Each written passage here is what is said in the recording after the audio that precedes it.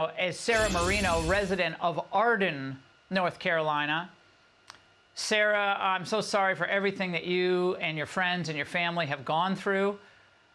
Describe for us, this is not about politics, this is about facts.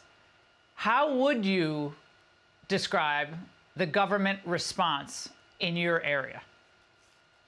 Yes, ma'am, and thank you for having me on. And just want to shout, my mom loves your show, watches you every night, so she's very excited about this. But, you know, this is not about me. Obviously, you know, I think from day one, the things that we were experiencing, you know, I think after 2 or 3 days, we were like, no power, no water. Like, what are we supposed to do? We're going to have to go out there and look for ourselves. You know, my neighborhood wasn't hit super hard. You know, I did have some damage to my home, but I mean, even still, I think people should have access to an MRE or a case of water from, you know, hopefully FEMA or the Guard. I think they should be out there distributing those resources, and I'm not seeing that, and I'm not hearing that that's happening. So I just, you know, I understand the gravity. Little by little, I think we're understanding how devastating this has been. But it's just like, I said this 3 days ago, like, where are the resources? And it's now Friday. It's been over a week.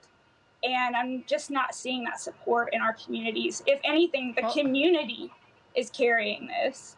Well, they're as Americans do, Americans step in the breach and they get it done. But Sarah, President Biden did speak out. He was asked the question of, you know, what else do these communities need? Watch the exchange. What do the states in the storm zone need, Mr. President? Okay. What do the states in the storm zone, what do they need after what you saw today? Oh, in the storm zone? Yes, sir. I'm wondering what storm you're talking about.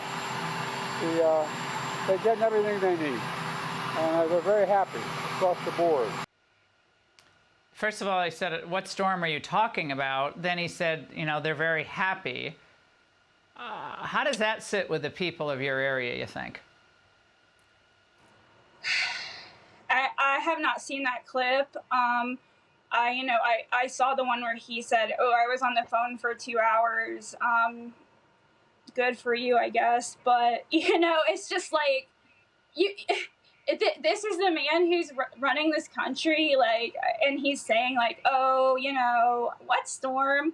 While people are floating down the Swananoa River, like, it's baffling to me and insane to me.